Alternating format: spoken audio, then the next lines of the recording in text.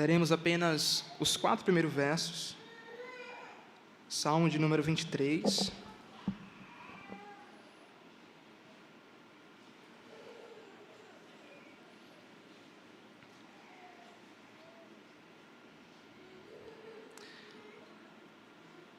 Leiamos a palavra do Senhor. Diz assim a palavra de Deus: O Senhor é meu pastor, nada me faltará. Ele me faz repousar em pastos verdejantes, leva-me para junto das águas de descanso. Refrigera minha alma, guia-me pelas veredas da justiça, por amor do seu nome. Ainda que eu ande pelo vale da sombra da morte, não temerei mal nenhum, porque tu estás comigo, o teu bordão e o teu cajado me consolam. Vamos orar mais uma vez, queridos. Santo Deus, mais uma vez rogamos ao Senhor, que o Senhor nos ajude, prepare o nosso coração, a nossa mente para aprendermos da Tua Palavra.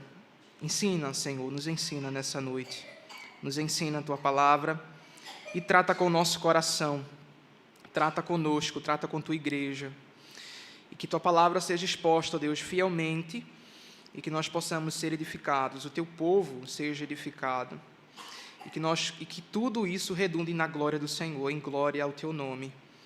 Assim nós rogamos, Senhor, por intermédio de Cristo Jesus e pelo poder do Teu Santo Espírito.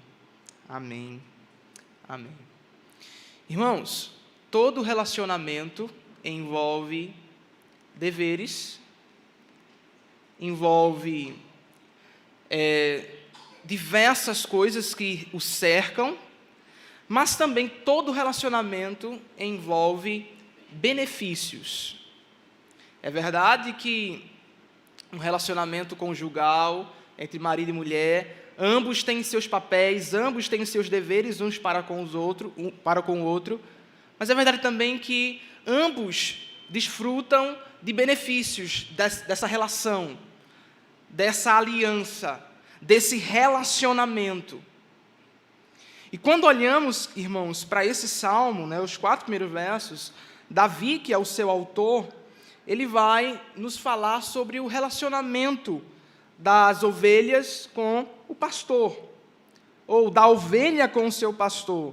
Muitos comentaristas não vão saber ao certo em qual contexto é que Davi ele escreve esse salmo.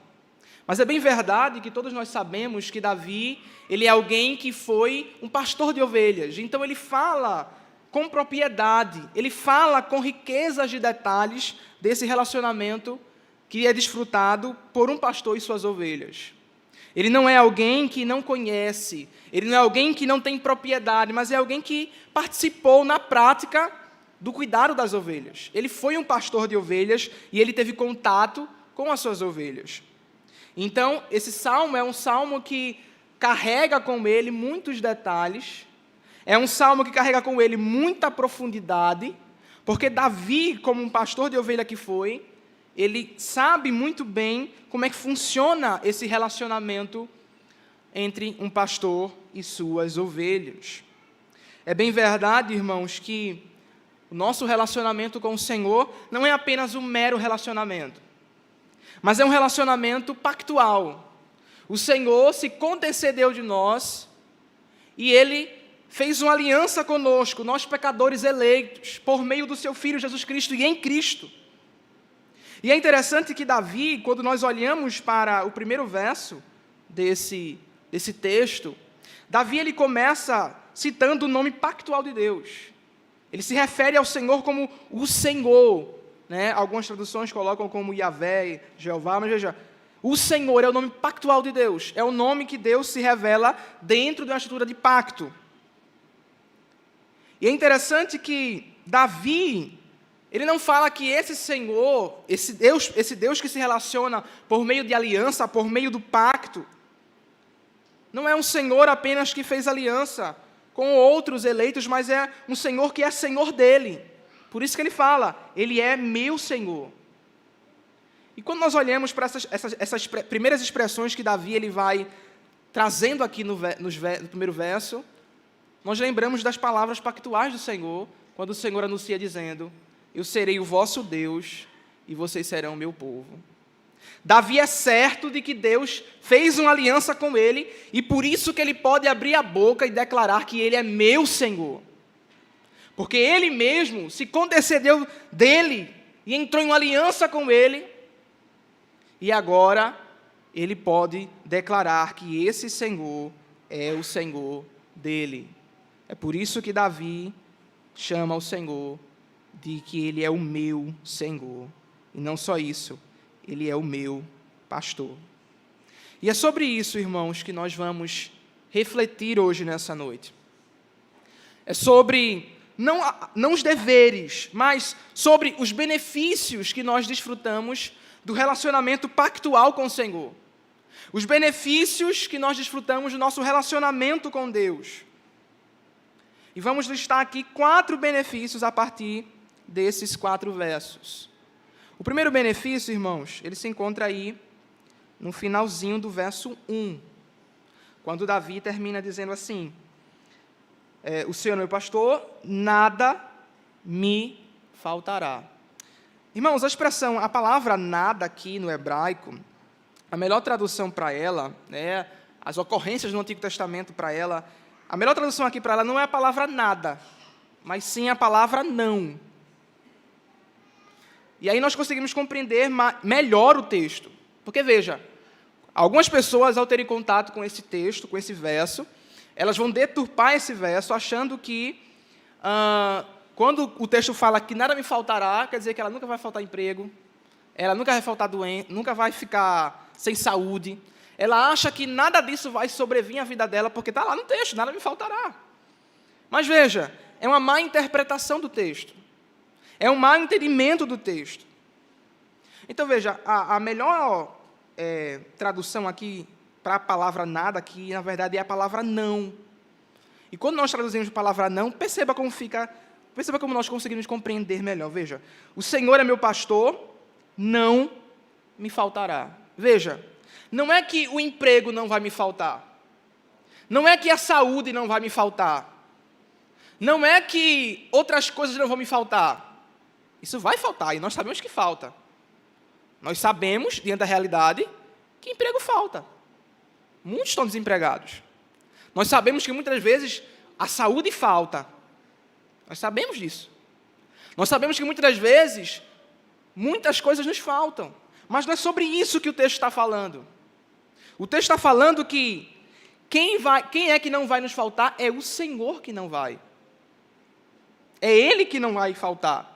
Então, o primeiro benefício que nós desfrutamos do relacionamento pactual com o Senhor é que Ele não vai nos faltar nunca.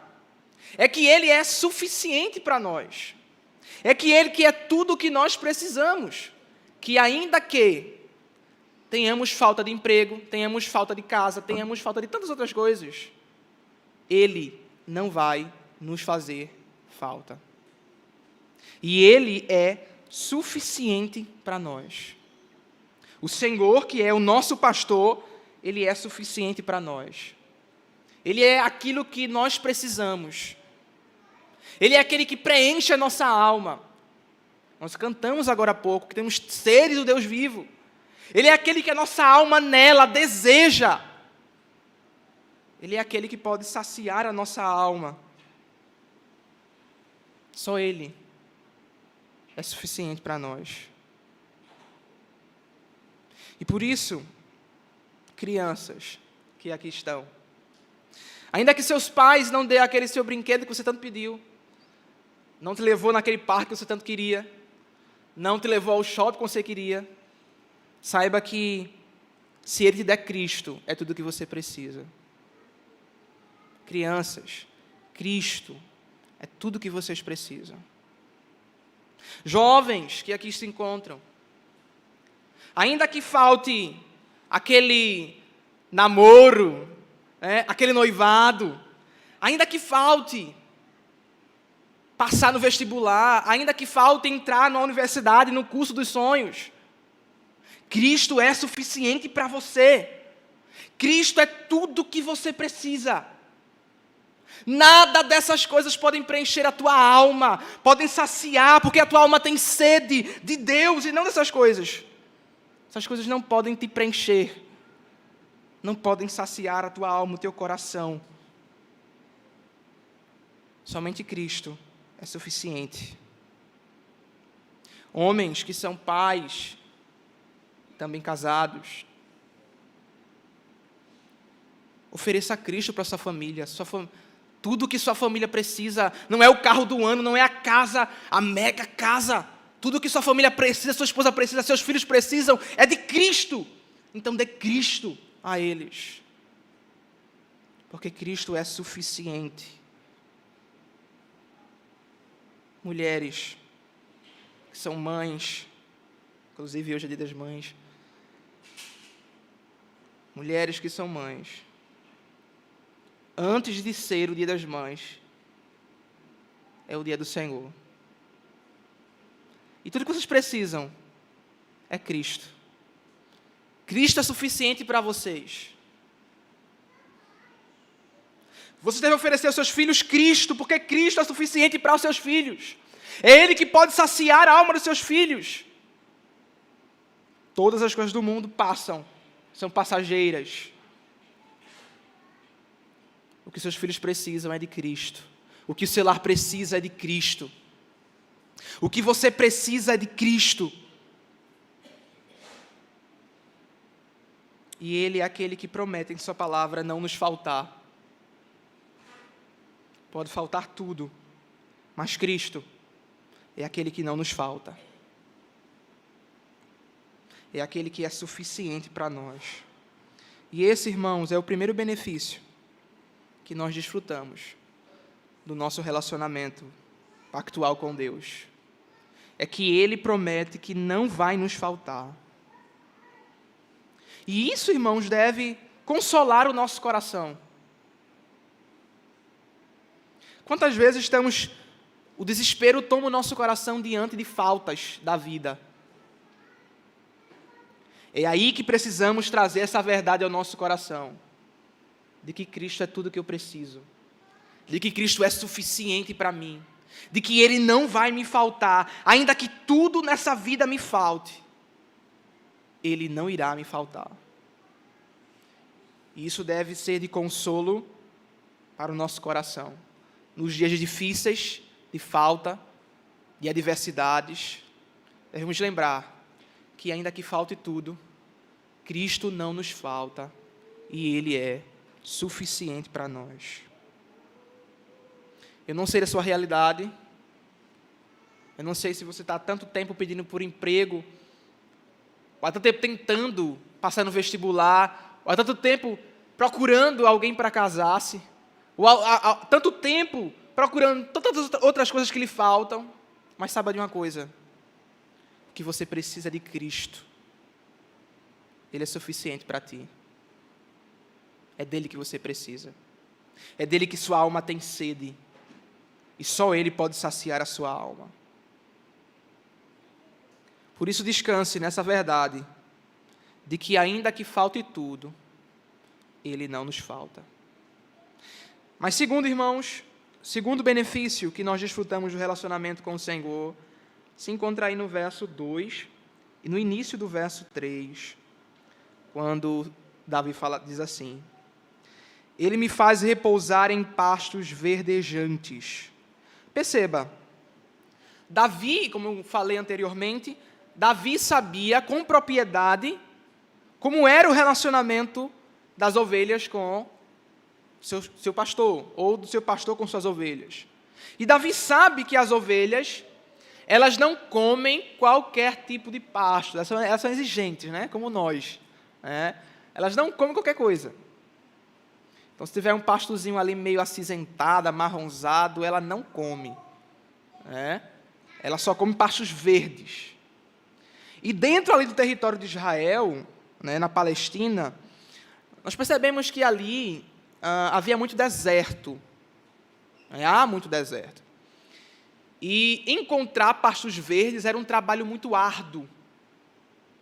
Às vezes o pastor ele tem que caminhar quilômetros para encontrar um pastos verdes para alimentar suas ovelhas. E se ele não encontrasse, as suas ovelhas morreriam de fome. Porque elas só comem pastos verdes. Somente. Nenhum outro tipo de pasto ela come, só verde. E veja que Davi, ele entende isso. Ele entende que as ovelhas, ele entende aqui as necessidades de uma ovelha. Ele entende aqui o que a ovelha necessita, o que ela precisa. Ela precisa de pastos verdes, porque ela só se alimenta de pastos verdes.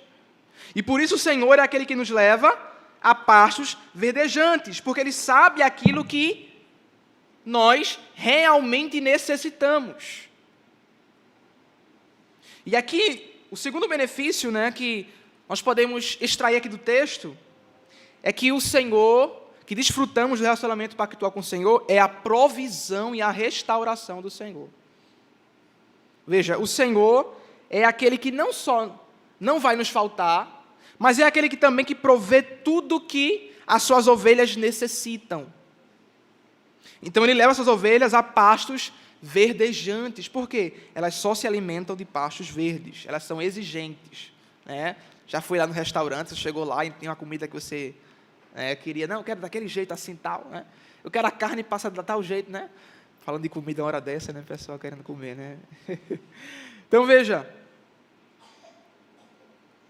Ele sabe que suas ovelhas precisam de pastos verdes, mas não só isso, Ele fala, leva-me para junto das águas de descanso.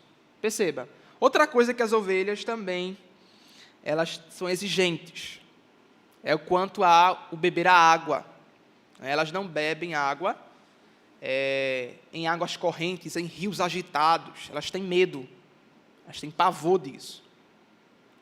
E também elas não se alimentam de água que está mesclada com lama. Então veja como ela é exigente, as ovelhas, bem exigente. Então perceba que ela só come pastos verdes, ela só bebe em águas que estão paradas, que estão tranquilas, não agitadas, e que sejam puras, sem mistura com lama. Se tiver uma poça de água misturada com lama, ela não bebe. Ela não vai lá e bebe, ela prefere morrer de sede do que beber. Ela não bebe água misturada com lama. Então ela prefere água que é tranquila e pura. É assim a ovelha. E aí entramos no verso 3, no início do verso 3, vai dizer assim, refrigera-me a alma. Essa palavra, queridos, no hebraico, refrigera-me, seria melhor traduzido por restaura-me, ou restaura. É a mesma palavrinha que aparece lá em Salmos 19, versículo 7, quando fala que a lei do Senhor é perfeita e ela restaura a alma. É a mesma palavra lá aqui. A palavra lá traduzida por restaurar é a mesma palavrinha no hebraico, aqui traduzida aqui para refrigera-me. Então a melhor tradução aqui é restaura a alma. E a expressão restaura a alma indica trazer algo de volta à vida. É trazer da morte algo para a vida. Isso que é restaurar. Veja, ele restaura a alma. Ele é aquele que traz a alma da morte para a vida. Ele é aquele que ergue, vivifica a alma, trata com a alma. E é interessante, irmãos, que aqui, como falei, citei agora há pouco, aqui nós vemos, então, o segundo benefício que nós podemos desfrutar do relacionamento com Deus. A saber que o Senhor, Ele provê para nós tudo o que precisamos e Ele restaura a nossa alma. Ou seja, o segundo benefício é a provisão e a restauração. Mas veja, quando falamos de provisão, nós logo pensamos naquela música lá, 7 vezes mais, misericórdia, Não pense nessa música aí, não. Mas veja, nós pensamos logo o quê? Na casa, no emprego. É isso? Eita, naquele namoro dos sonhos que eu tanto oro de madrugada, Porque segundo os pentecostais a fila é menor, então tem que orar de madrugada. Não, Não é isso, irmãos. Não é só sobre isso. Não é só aquilo que nós necessitamos nessa vida, mas aquilo que a nossa alma necessita. O Senhor é aquele que provê alimento para a nossa alma. Um dia, nós estávamos mortos em nossos pecados, e o Senhor, pela sua providência, nos conduziu até uma igreja, onde nós fomos expostos à pregação do Evangelho, e fomos alimentados pela palavra de Deus, que nos deu vida, que restaurou a nossa alma, que nos trouxe da morte para a vida. Um dia aconteceu isso conosco.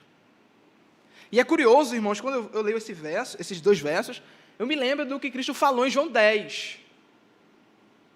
Quando nós lemos ali João 10, e Cristo ele fala assim: eu sou a porta, e quem entra por mim vai ser salvo e vai encontrar pastagem. Curioso, né?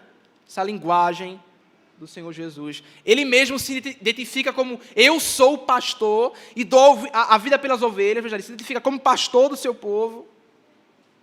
Quem entra por mim é salvo e encontra pastagem. Em João 6, verso 63, ele vai dizer que as palavras de Cristo são espírito de vida. Perceba, as palavras de Cristo são espírito e vida. Então veja, um dia o Senhor nos conduziu, pela sua providência, e nos conduziu e proveu para nós alimento para a nossa alma. E ao termos contatos e sermos alimentados pelo alimento do Senhor, Ele tratou com a nossa alma, Ele restaurou a nossa alma. Ele nos trouxe da morte para a vida. Ele nos deu vida por meio da sua palavra. Não tem como não lembrar disso, irmãos. Lembrar do que o Senhor Jesus disse e do que Ele fez conosco. Ele nos conduziu, Ele proveu a sua palavra, e alimentados pela sua palavra, Ele tratou com nossa alma, Ele restaurou a nossa alma, Ele nos trouxe da morte espiritual para a vida. Mas é verdade também, irmãos, que todo domingo, quando atendemos à santa convocação do Senhor, o Senhor ele tem provido alimento para as suas ovelhas. Todo domingo, Deus tem usado homens fiéis a Ele para pregar sua palavra fielmente e alimentar o seu povo.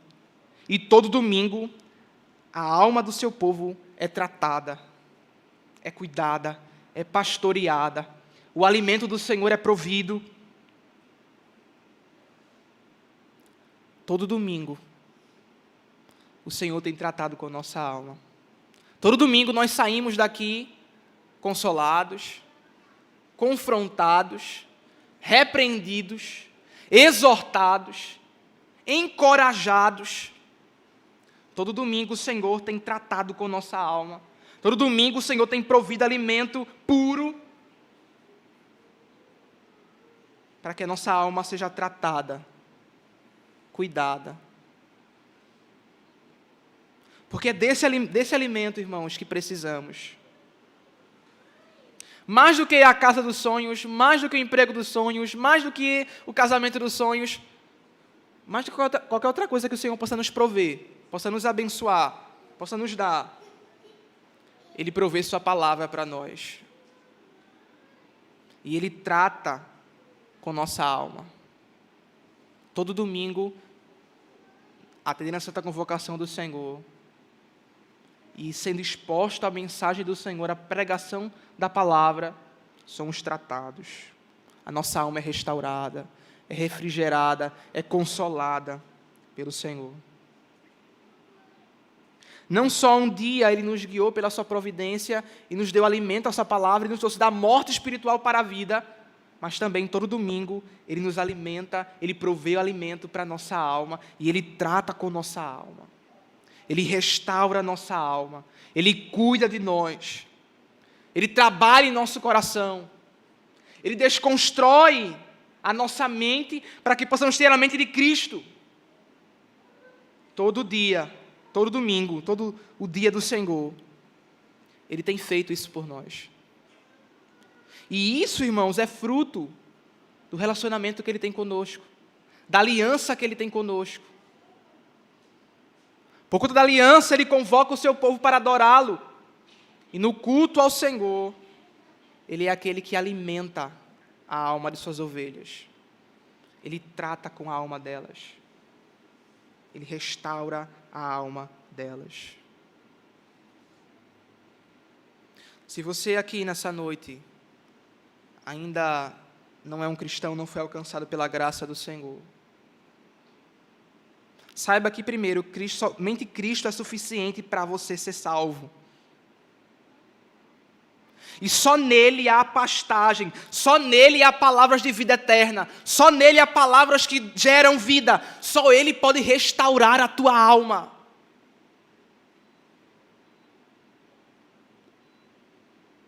A sede que tua alma tem é de Deus, e só Ele pode saciá-la. Só em Cristo Ele pode prover o alimento que restaura, que trata com a nossa alma. Então, lembrando, irmãos, o primeiro benefício foi que Ele não nos falta, o segundo foi que nós desfrutamos da provisão e também da restauração. Mas o terceiro, irmãos, já aí na continuação do verso 3, quando ele vai dizer assim: guia-me pelas veredas da justiça, por amor do seu nome. A expressão aqui, veredas da justiça, nós podemos encontrar ela em Provérbios 4. Abra comigo Provérbios capítulo 4. Provérbios capítulo 4, no verso de número 11. Provérbios 4, 11. Veja o que diz a palavra do Senhor. Diz assim: no caminho da sabedoria te ensinei, e pelas veredas da retidão te fiz andar. Versículo 12. Em andando por elas, não se embarcarão os teus passos, se correres, não tropeçarás. Então perceba, à luz desse verso de Provérbios 4, a expressão aqui, veredas da justiça, indica que o Senhor é aquele que nos conduz, é aquele que nos guia por caminhos retos, por caminhos justos, por caminhos santos. Então veja, o terceiro benefício, irmãos, que desfrutamos com o Senhor, do relacionamento pactual com o Senhor, é a condução. O Senhor é aquele que nos conduz, aquele que nos guia. Mas veja, Ele não nos guia por quaisquer caminho. Ele nos guia pelas veredas da justiça, por caminhos retos, por caminhos justos, por caminhos santos. É curioso que é crescente em muitos meios, né? Quando alguém está trilhando o caminho do pecado, aí ele vai dizer assim: porque o Senhor foi que me conduziu ao pecado, foi o Senhor que me tentou, foi o Senhor que me fez pecar. Não é isso? Não ouvimos isso? Parece que ecoa, de certa maneira, aquilo que Adão, né, ele falou lá no jardim. Olha, foi a mulher que tu me desse, a culpa é tua, tu que me deu ela. Então parece que ecoa isso em nossos dias. A gente sempre está colocando na providência divina a culpa do nosso pecado. E nós dizemos: o Senhor foi que me conduziu ao pecado, o Senhor que me tentou, o Senhor que me levou a transgredir a sua lei.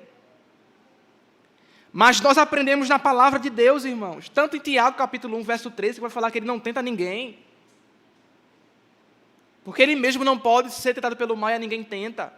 Como também aqui no texto fala que Ele não guia suas ovelhas por caminhos ímpios, por caminhos que transgridem a sua lei, que são a parte dos seus mandamentos. Ele guia o seu povo, as suas ovelhas, por caminhos justos, retos. Ele não guia o seu povo por caminhos ímpios. Então, se você é um daqueles que colocam na providência de Deus, a culpa do seu pecado, quero lhe exortar, quero lhe repreender nessa noite, através da palavra de Deus, dizendo que não é isso o ensino da palavra de Deus. E dizer tal coisa, irmãos, é blasfêmia contra Deus, é profanação ao nome do Senhor. Dizer que Deus nos conduz por caminhos ímpios é transgredir a lei do Senhor, é quebrar o terceiro mandamento. E não só isso, irmãos. É anticonfessional, nós que somos presbiterianos, que subscrevemos símbolos de fé do Westminster. Tanto no capítulo 3 como no capítulo 5 da Confissão de Fé, deixa claramente dizendo isso. Nós temos, aliás, o capítulo 3, seção 1 da Confissão de Fé, que Deus não é autor do pecado. Nós temos, lá no capítulo 5 também da Confissão de Fé, da providência divina, acho que na seção 4 ou 5, que ele vai dizer que Deus não aprova o pecado porque ele é justíssimo e santo. E por isso que ele não pode aprovar, e que a pecaminosidade dos homens provenha exclusivamente dos seus corações. É isso que diz os nossos símbolos de fé. E que diz a palavra de Deus. Então veja, o Senhor, Ele é aquele que nos conduz, e nos conduz por caminhos retos, justos, santos, e não por caminhos ímpios. E por que Ele faz isso? Ele vai dizer, por amor do seu nome. Não é porque você é bonitinho. Né? Tá, até Tássio a gente brincou ali, não foi Tássio? A gente não tem uma boa aparência, a gente tem que, pelo menos, ser estiloso, né? A gente, não é porque você é bonitinho, fofinho. Ah, eu vou conduzir ele porque ele é bonitinho, fofinho. Ah, que ovelhinha bonitinha. Não. Não é porque você tem um coração bonzinho. Ah, como ele é bonzinho. Ai, meu Deus, eu vou cuidar dele, vou conduzir o bichinho. Não. O Senhor nos conduz por caminhos santos, retos, justos, por amor ao seu nome. É isso que o texto fala. Guia-me pelas veredas da justiça, por amor do seu nome. Por zelo ao seu nome. Para a glória dele. Deus faz todas as coisas para o bem do seu povo, que redunda na glória do seu nome. E não porque você é bonitinho, mas porque, primeiro, Ele entrou em uma aliança com você. Ele quis se aliançar a nós, por meio de Cristo. E em Cristo. Ele quis fazer isso. E Ele prometeu que irá nos conduzir. Se Ele prometeu que vai nos conduzir, Ele vai nos conduzir, porque Ele é fiel às suas promessas. Ele é fiel à sua aliança. Não é que Ele é fiel a você. Ele é fiel a Ele. Às promessas dEle. Ao pacto. Às promessas pactuais. E por isso, Ele mesmo traz glória ao seu próprio nome, nos conduzindo em caminhos santos, em caminhos justos, em caminhos retos, para que o nome dele seja glorificado. Lembra lá o que Jesus falou? Que nós devemos ser luz e sal da terra. E no fim ele vai dizer, para que os homens, vendo as suas boas obras, glorifiquem ao Pai que está no céu. Veja, não é para que os outros conheçam o seu nome. Não é para que você seja tido como, aquele é o bonzinho, aquele ali é o irmão mais piedoso. Não, não é para você não tornar célebre. Mas é para a glória de Deus. É interessante como o próprio Paulo, lá em Efésios, versículo 10, se eu não me engano, do capítulo 2, ele vai dizer que Deus preparou as boas obras de antemão para que vivêssemos nela. E tudo isso, irmãos, é para redundar na glória do seu nome. Então é por amor do seu nome que Ele nos guia, Ele nos conduz por caminhos justos, por caminhos retos, pelas veredas da justiça. Somente, irmãos, aqueles que estão e que desfrutam do relacionamento pactual com o Senhor é que podem desfrutar dessa tamanha bênção de ser conduzido pelo bom pastor por caminhos retos, por caminhos justos, por caminhos puros, que redundam na glória do seu nome. Somente aqueles que desfrutam desse relacionamento com Deus. Mas por último, irmãos, o último benefício que nós desfrutamos do relacionamento pactual com o Senhor é a proteção.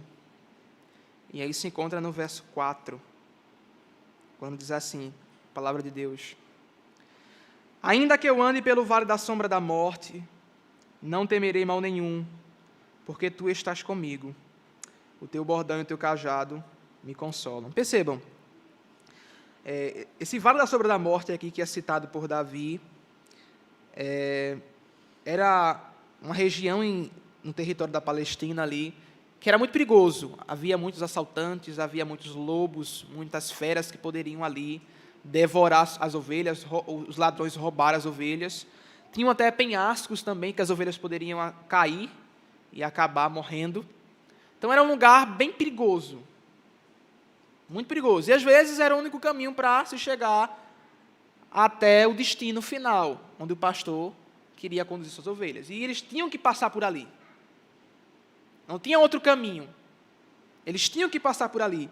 O pastor tinha que conduzir suas ovelhas por aquele caminho. Não tinha outro.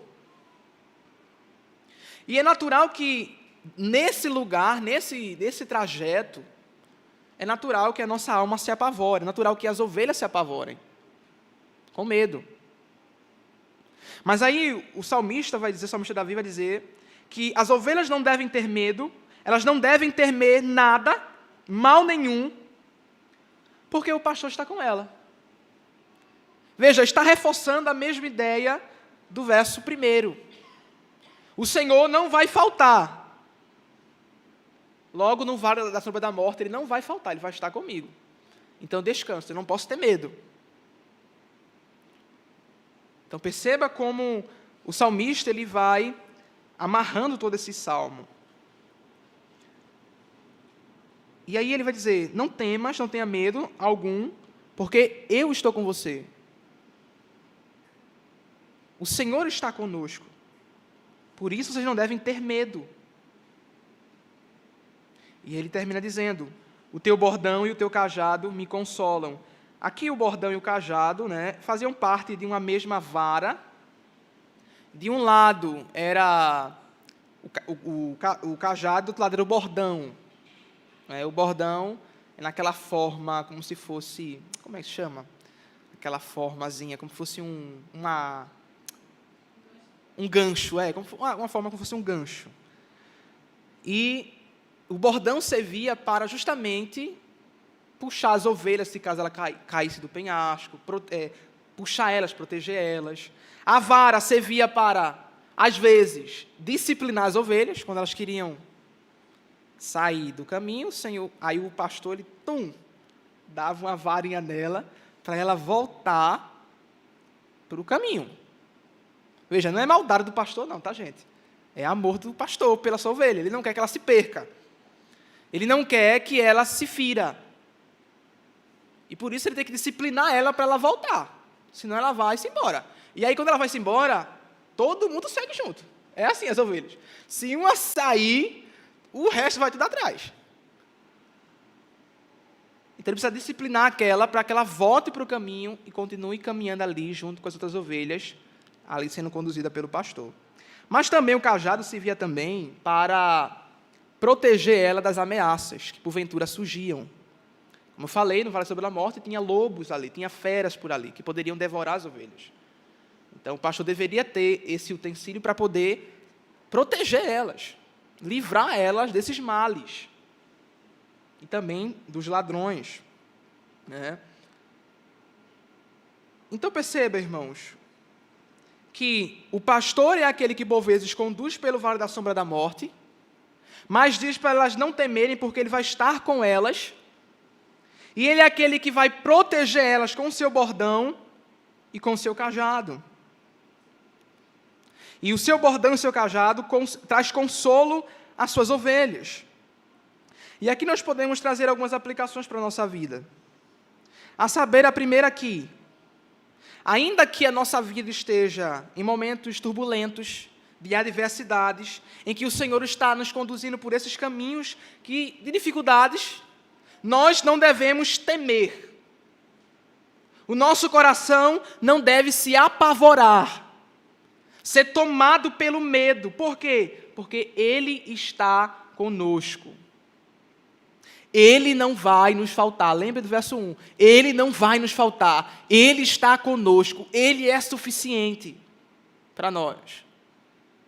E por isso eu tranquilizo meu coração, porque eu sei que o Senhor está comigo. E eu me lembro, irmãos, olhando para esse verso, daquilo que Cristo prometeu.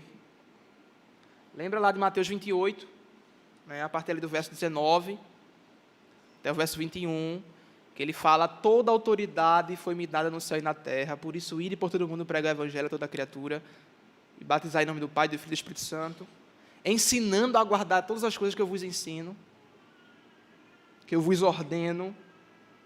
E ele termina dizendo: e eu estarei convosco até a consumação do século.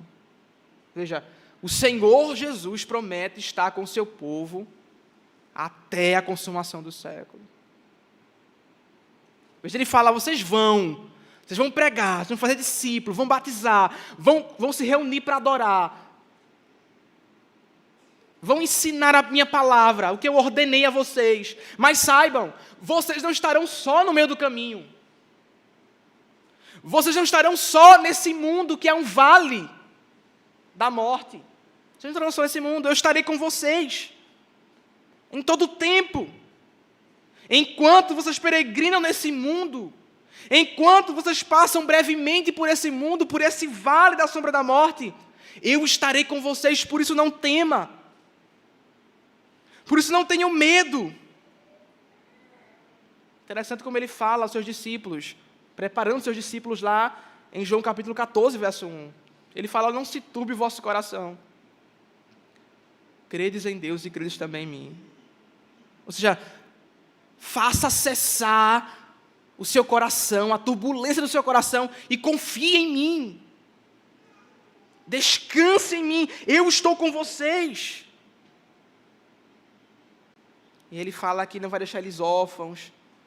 Veja, Ele está com o seu povo, Ele está no meio do seu povo, Ele está conosco, e por isso nós, ao passarmos e trilharmos e vivermos aqui nesse mundo, nesse vale da sombra da morte, nós não devemos temer, porque Ele promete estar conosco em todo o tempo. Eu sei que às vezes nós nos sentimos só. Eu sei que às vezes parece que o Senhor nos abandonou. Eu sei que parece. Mas isso é uma aparência falsa, isso não é verdade. O Senhor promete que não nos abandona. O Senhor promete que Ele vai estar conosco. O Senhor promete que Ele estará no meio do seu povo. O Senhor promete que estará em nós, conosco. E por isso não temam, porque Ele está conosco. Interessante, irmãos, que o Salmo 23 é um salmo que está entre dois salmos messiânicos. O Salmo 22, que é um salmo que vai apontar para a morte do Senhor, quando ele fala: por que me abandonastes? É a palavra de Cristo na cruz. E o Salmo 24, que o Salmo 24 vai falar sobre a ressurreição e a exaltação do Senhor, entrando no descanso do Senhor. E o texto fala: quem é que pode subir ao monte do Senhor? Quem é que pode chegar até a presença do Senhor? Vai dizer: aquele que permanece no seu santo lugar, de mãos limpas, de coração puro, que não entrega só uma falsidade. Ele vai falando quem é o Rei da Glória, o Senhor forte e poderoso nas batalhas. Veja, o Senhor entra no descanso de Deus. O Rei da Glória, o Cristo exaltado. Veja, entre sua morte, sua ressurreição e exaltação, e entrada no descanso, tem um Salmo 23, que fala sobre os benefícios do relacionamento pactual com Deus. Veja como é interessante. E aqui, irmãos, também aponta para Cristo. Nós vimos diversas vezes aqui no Salmo que Cristo ele é suficiente para nós. Nós vimos aqui nesse Salmo que Cristo é aquele que nos conduz a Ele, porque Ele mesmo fala em João 10 que Ele é a porta e quem entrar por Ele será salvo e encontrará pastagem. E é Ele que dá a vida eterna às suas ovelhas. Ele fala em João 6:63, como nós vimos também, que Ele é aquele que tem palavras de espírito e vida. Ele que restaura a alma, é Ele que traz a alma do pecador que está morto em seus delitos e pecados à vida. Ele é aquele que conduz o seu povo, que guia o seu povo em caminhos retos, justos, por meio de sua palavra. Porque lembrem que Jesus falou em João 17, santifica-os na verdade, a verdade é a tua palavra. Como é que o Senhor nos conduz em santidade, nos caminhos retos? Por meio da sua palavra. Por isso que Paulo, em 2 Timóteo, capítulo 3, verso 16, o que é que ele fala? Toda a Escritura é divinamente inspirada por Deus e útil para o ensino, para a repreensão, para a correção e para a instrução na justiça. Então veja, tudo apontando para Cristo, aquilo que Cristo fez. E aqui não é diferente, irmãos. Ele prometeu em Mateus 28 que Ele estaria conosco, e aqui Ele fala no Salmo 23 que o Senhor está conosco e por isso nós não devemos temer. Mas outra coisa, irmãos. Lembre que eu falei que o bordão é para a proteção das ovelhas. Ele protege essas ovelhas do penhasco, dos perigos que porventura surgem. E também um cajado para proteger dos lobos, das feras, dos perigos que também surgem. Isso me lembra de Cristo também em João 17. João 17, Cristo ora ao Senhor, rogando ao Senhor, que o Senhor guarde eles do mal. Mas também Cristo fala, lá em João capítulo 10, verso 28, que Ele dá a vida eterna às suas ovelhas, e elas estão guardadas em sua mão, e elas não vão perecer. Elas desfrutam da proteção do Senhor. Elas estão protegidas pelo Senhor.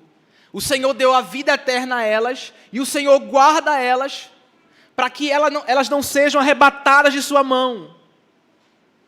Para que os lobos não arranquem da sua mão, Ele guarda elas, Ele protege elas. Ele preserva elas, Ele persevera. E isso aponta, irmãos, para uma doutrina que nós cremos. Perseverança dos santos. É o Senhor que nos guarda de tropeçar, como diz Judas 24, para que Ele nos apresente diante de Deus sem mácula. Então perceba, tudo aponta para Cristo. E os benefícios que nós desfrutamos do nosso relacionamento com Ele. Ele é aquele que nos guarda de todo mal, de homens maus, e Ele é aquele que guarda a nossa alma e sustenta a nossa fé. Lembra lá de Lucas, capítulo 22, se eu não me engano, de Lucas, em que ele vai ter uma conversa com Pedro, ele fala que Pedro vai negar a ele, e Pedro, não, eu não vou te negar não. Jesus fala, você vai sim. Isso vai acontecer. E Pedro confia na força do seu braço, eu não vou não. E aí o Senhor fala, olha, Pedro, sabe por que você não vai apostatar da fé? Sabe por que você não vai perder a fé? Sabe por quê? Ele vai dizer, ele vai explicar o motivo. Ele vai dizer, porque eu roguei por ti. Porque o diabo, ele queria te cirandar, ele queria te separar da tua fé, ele queria arrancar a tua fé. Mas eu roguei por ti para que a tua fé não desfalecesse. Sabe por que tua fé se mantém intacta, em pé, mesmo após uma queda, uma falha, um pecado? Porque o Senhor sustenta a tua fé. É Ele que preserva, é Ele que te guarda, é Ele que te protege, é Ele que sustenta a nossa fé. É por isso que nós perseveramos. Não perseveramos porque somos fortes, porque somos capazes, mas porque o Senhor nos guarda, ninguém nos rouba da mão dEle e Ele sustenta a nossa fé. É aquilo que o apóstolo Paulo vai dizer também no final de Romanos 8, que nem a morte, nem a vida, nem anjos, nem principados, nem a fome, nem a espada, nem a nudez, nada dessas coisas podem nos separar do amor de Deus. Estamos guardados em Deus, estamos protegidos por Deus. E ninguém pode nos arrancar dele, ninguém pode nos fazer apartar dele, porque ele nos guarda, ele nos protege, ele sustenta a nossa fé. Mesmo no vale da sombra da morte, Ele sustenta, Ele nos protege, Ele nos guarda. Mas não só isso, irmãos, Ele também nos protege de nós mesmos. Por isso o cajado. Às vezes nós queremos sair um pouquinho do trilho do Senhor, e aí o Senhor, Ele nos disciplina. Lembra que a palavra de Deus diz que Deus disciplina aquele que ama? Ele nos disciplina porque Ele nos ama. E para o bem da nossa alma. Ele nos disciplina. E é curioso, quando nós olhamos para como o pastor disciplina suas ovelhas, né, como eu falei, ele dá uma varada na perna, uma das patas da ovelha, para que ela fique mancando, né? Ela volta para o caminho. Se ela continuar rebeldezinha, ele vai ter que aplicar uma medida mais drástica, né? Ele vai ter que quebrar, de fato, a pata dela para que ela caminhe direitinho. Mancando, mas está caminhando. Ela vai mancando, mas vai caminhando, no caminho certinho. E, por vezes, o Senhor, Ele nos disciplina, porque Ele nos ama, e Ele trata com nossa alma dessa forma, e é uma forma dele nos proteger de nós mesmos. Nós, pecadores, inclinados ao pecado, por vezes nós tendemos a caminhar distante da palavra do Senhor. E porque o Senhor nos ama, e porque Ele entrou em aliança conosco, Ele é o nosso pastor, Ele nos disciplina para tratar com a nossa alma. E por isso, irmãos, que o bordão e o cajado do Senhor é aqueles que trazem consolo para a nossa alma. Porque eles demonstram que o Senhor está comigo e que Ele me protege, que Ele cuida de mim. Não rejeite a disciplina do Senhor, porque Ele disciplina aqueles que Ele ama. Não rejeite a disciplina do seu pai, porque um pai só disciplina aquele que ama. Não é para te destruir que o Senhor te disciplina, é para o teu bem.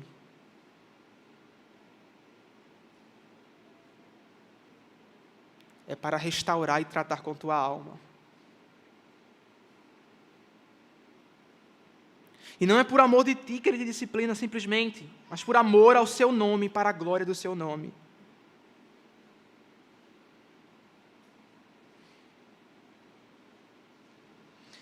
Irmãos, que essas palavras do salmista, que essas verdades que emanam desse texto, possam trazer consolo ao nosso coração. em dias tão difíceis que nós temos vivido, em dias tão difíceis que nós temos enfrentado, que as palavras desse salmo encontrem abrigo em nosso coração, que nós possamos trazer à nossa memória essas verdades e descansarmos em Deus. Lembrando que Ele é aquele que não nos falta, Ele é aquele que provê tudo o que nós precisamos e é aquele que restaura a nossa alma. Ele é aquele que nos conduz por caminhos retos e justos por amor ao seu nome. E Ele é aquele que nos protege, nos guarda, nos disciplina, nos ama e cuida de nós e trata conosco. E que nunca nos deixará órfão. Que mesmo no vale da sombra da morte, Ele está conosco. E eu encerro, irmãos, dizendo que isso só é possível de ser desfrutado. Esses benefícios só é possível ser desfrutado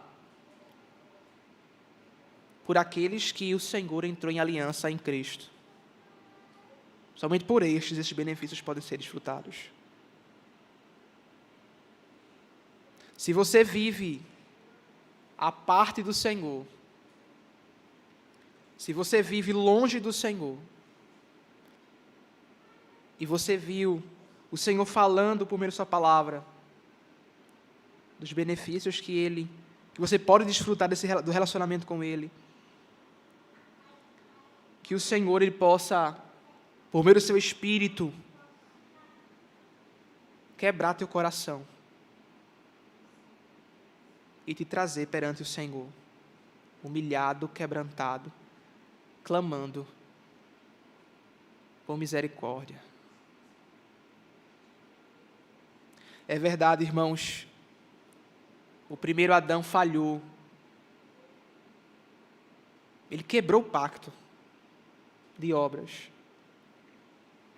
Mas o segundo Adão, ele fez tudo aquilo que o primeiro Adão não fez. Ele obedeceu ao Pai. E não só isso. Ele morreu em nosso lugar. A pena que era nossa, a culpa que era nossa, a condenação que era nossa, Ele tomou sobre si. E em nosso lugar, Ele pagou a nossa pena, Ele nos substituiu e recebeu a nossa pena em nosso lugar. E é por conta do mediador do pacto, da graça, que é Cristo, que obedeceu perfeitamente à lei de Deus, ativamente à lei de Deus, que recebeu a punição pelos pecados, pelo pecado, na sua carne, somente por conta dele, que nós podemos desfrutar desses benefícios. Sem Ele, sem Cristo, sem o Senhor ter feito aliança contigo em Cristo, você não poderá desfrutar desse relacionamento, desses benefícios. Por isso, corra para Cristo. Nele há a palavra de vida eterna. Nele há a palavra de espírito e vida. É Ele que pode restaurar a tua alma, trazendo ela da morte espiritual para a vida. Que o Senhor, irmãos, nos abençoe.